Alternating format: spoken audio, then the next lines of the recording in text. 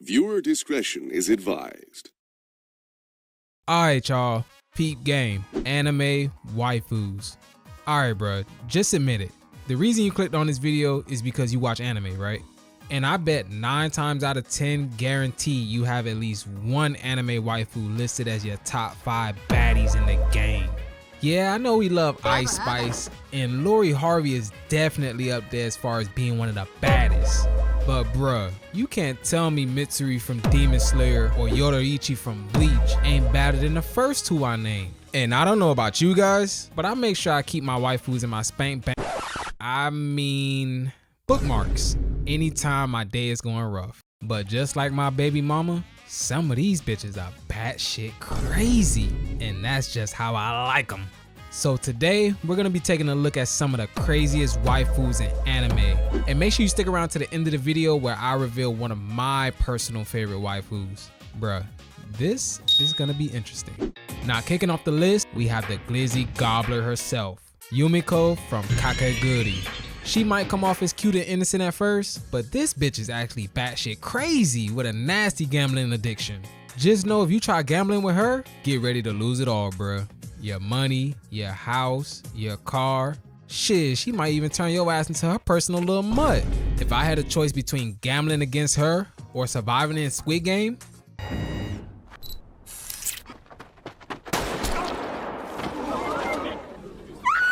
but I knew she was a demon from watching this episode right here. So it starts off with Yumiko and a nigga who friend-zoned himself in the first episode, Ryota, being kidnapped and taken to this musty ass room that looks like it came straight out of a Saw movie. Then she gets put into this card game called ESP, where each player tries taking a turn to match their cards with the dealers, and the one who has the most matches wins. Seems simple, right? Well, what it really is just a twisted ass version of Russian roulette where the winner each round gets to take a turn using a blicky to try and off themselves. Bruh, these bitches not gambling with money, they gambling with their lives. Okay guys, I know this is a prank. Those are BB guns, right? Does this look like a prank, nigga?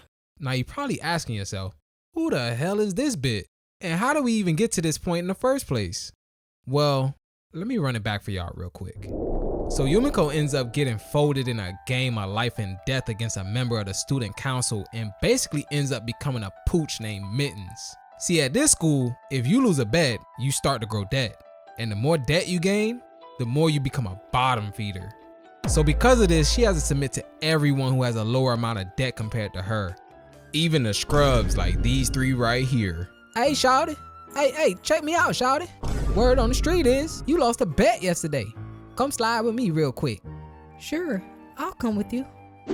Hey, why are we all the way out here? Alright, shawty. We gonna need you to bust it wide open. Slow motion for me. Damn, I can't hear anything. So while Yumiko started stripping and teasing everybody, including me, she stops in the middle of it and gives these niggas the worst case of blue balls. Now this nigga gets upset and goes to lay paws on her. But before things got any further, L Driver from Kill Bill shows up to bail Yumiko out. Fuck this bitch, cuz. And why she look like a dirty ass Harley Quinn? Nice to meet you too, cutie. You know, if you want some that bad, all you had to do was call me, but it's gonna cost you. What are you, a prostitute? Nah.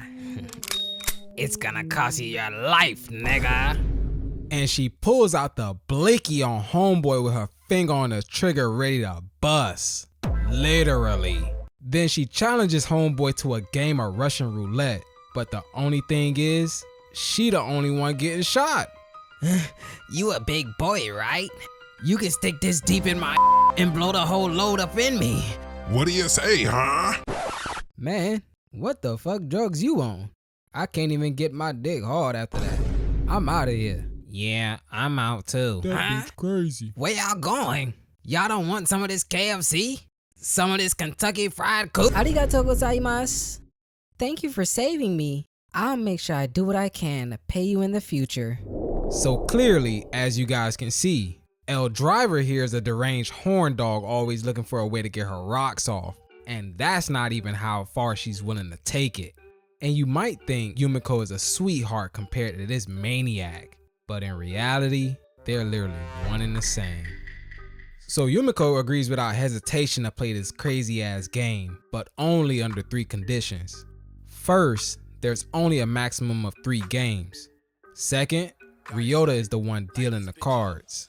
And third, the loser has to cough up 1 billion yen, which if I calculate the square root of a $5 bill and divide it by pi and carry the 2, that means the loser has to pay $7 million. Bruh, these bitches are in high school. When I was in school, I barely had $7 to last me through the week, and they just have daddy's money to just throw away on some stupid ass game of Texas Hold'em. Oh, and did I mention they're risking their lives? I told you, if I had a choice to gamble with them or survive in Squid Game, just throw me the green jumpsuit with the number 999 on that bit. Of course, Harley Quinn here agrees, and they start to go at it in round 1. Yumiko loads up the gun with 1 bullet, and meanwhile, I'm going 6 for 6, baby. this crazy ass bitch loads up the entire clip. Lord have mercy, how much dope has this bitch been smoking? Yo, bitch boy, flip the cards over. Bruh, you gotta be kidding me. Yumiko lost in the first round off the rip, and if she loses the next round, it's all over. Looks like luck ain't on your side today, bitch. And I think you know what that means. I don't think you want to do that. Huh? Bruh, you can't tell me her poker face isn't on point. You know those are the eyes of a girl with some good cool. I mean, Eye Patch takes the bluff and we move on to round 2. Yumiko bets another bullet while Eye Patch loads up another full clip, and Yumiko ends up matching all 5 cards, bringing the match to a draw. Whew. She's safe for now, but that means the next round is all or nothing. Whoever loses not only has to cough up a few M's, but they might not walk out of there alive. Yumiko, baby, you're more than I thought you'd be. All right, you ready? Don't hold back. I want you to bust deep up in me. I want to feel the blood leaving my veins. Please take me up to heaven. Dog, I swear she gotta be off her meds or something. It's funny because the last time I seen crazy like this was when I went to the liquor store to go buy me a scratch off in a 40, and a lady inside was tweaking. But that's besides the point. Yumiko shot a blank and the both of them survived round 2. And now we move on to round 3. Eye Patch ends up pulling a shiesty move by switching the screen and forcing Ryota to deal under pressure. But this makes Yumiko pull out the strap and point it at Eye Patch while it's loaded with 2 bullets. And what happens next? You wouldn't believe. That's right. The game ended in a complete draw with both girls losing. Yumiko was able to figure out how she was being cheated and use that to her advantage. So she lost on purpose to force the game to a draw, meaning that no one dies and crazy ass Harley Quinn can't get her wish to meet God. Now this is only a taste as to how crazy Yumiko really is. Throughout the show, she'll have you thinking you up and everything is going your way. And the next minute, you just bowing down to her in submission because you just lost everything. And she was only the first one on our list. All right, let me take it back in time for y'all to what I think is the golden age in anime. You know, when not every anime has a planet busting main character or some isekai bullshit story. And low key, these anime back in the day had some baddies. But there's one baddie in particular I want to talk about who stands above the rest as being one of the most psychotic women you ever meet in your life. Oh shit. I'm talking about Rebecca Lee, aka Revy Two Hands, from the anime Black Lagoon.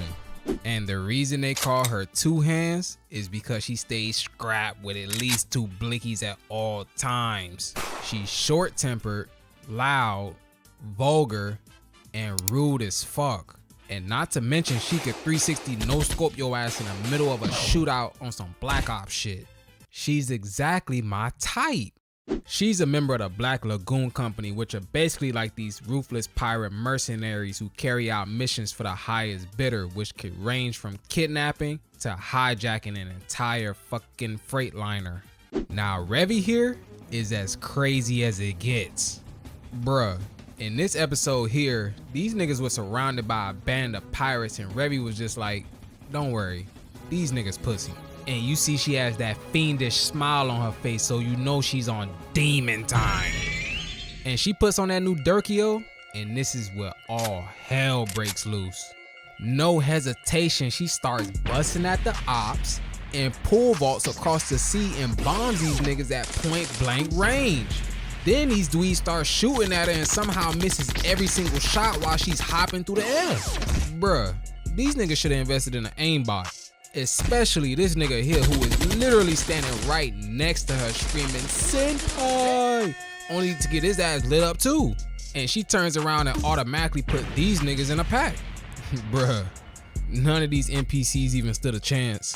And the last boat tried to turn around and go out on a Hail Mary, but Revy had other plans. Bro, no stomp his ass. Bruh, she did the cha-cha slide on these niggas and single-handedly sent each one of them to meet their maker in the gulag. And that's only a glimpse into how much chaos Revy gets into throughout the series. Honestly, this show is pretty good since it got that old school feel, you know, that retro feel to it, which I really like, especially nowadays where everything is so refined and polished. Alright, so this next one I know many of y'all wouldn't agree with me on, but just hear me out. If we talking about anime waifus who are crazy, then it would be criminal not to include Himiko Toga on our list. And I know what y'all are already saying, but Rich, she ain't even waifu material. Well, have you ever had that one girl in your class where you just know something is off about her, but she still has that type of charm that you just can't seem to get over? Well, that's Himiko for sure.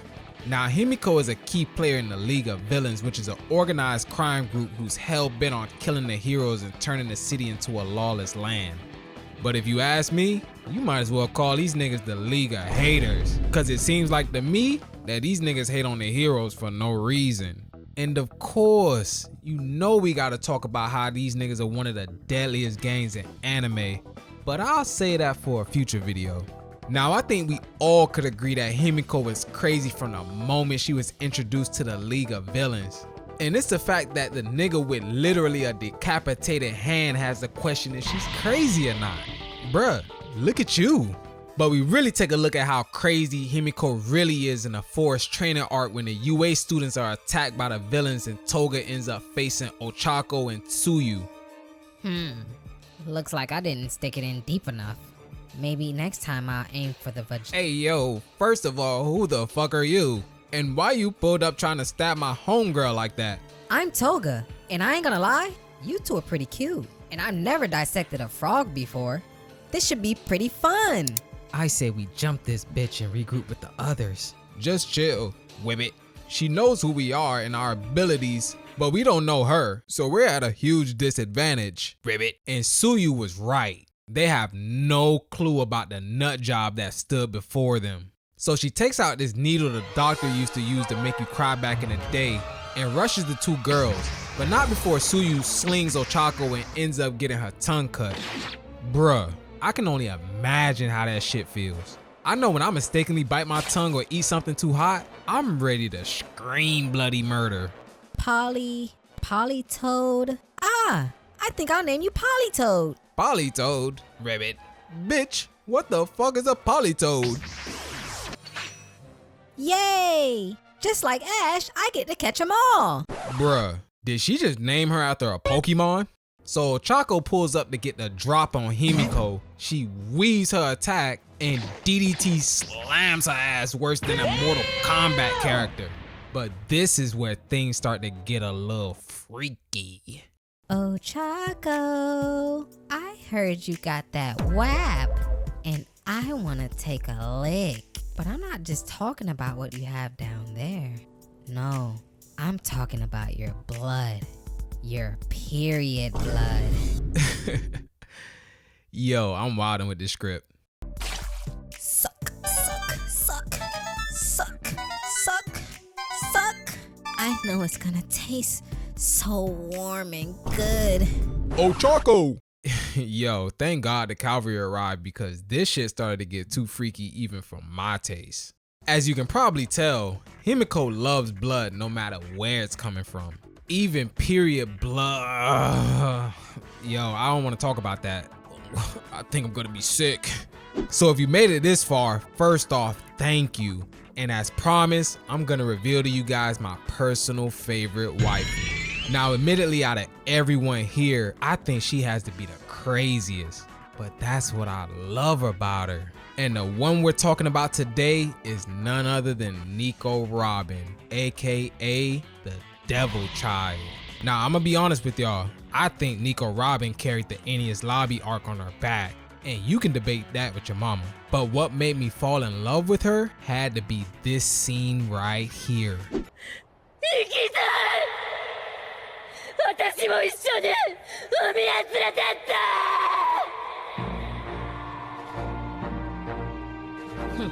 Bruh, you can't tell me that scene isn't perfection. I think that was the exact moment I fell in love with Robin. I seen a post on Twitter, which you should follow me on by the way, that was asking, which is better, pre-time skip Robin or post-time skip Robin? And I seen majority of people saying that they actually prefer post-time skip Robin. Bruh, what? I don't know if it's nostalgia bias, but pre-time skip Robin is literal perfection. I love her character design when she was with the Straw Hats when they were still in the Grand Line, because not only was she beautiful, but she didn't look like any other character in the story. And bring back Miss All Sunday with the tan skin. That shit was fire. Now, if you don't watch One Piece or know who Robin is, she's a member of the Straw Hats who was raised on the island of Ohara, which is home to some of the greatest scholars and archaeologists in the world. I say was because this island was wiped off the map by the world government for them breaking the biggest ironclad rule. Don't study the poneglyphs. And so, with her island being erased from existence, Nico Robin was the sole survivor of the Oharans. And later, she gained the epithet the Demon Child from her being wanted by the world government while she was a kid and having all the knowledge to read the poneglyphs. But I ain't gonna lie to y'all, Robin definitely still has some of that demon in her for sure. And I think this scene right here speaks for itself.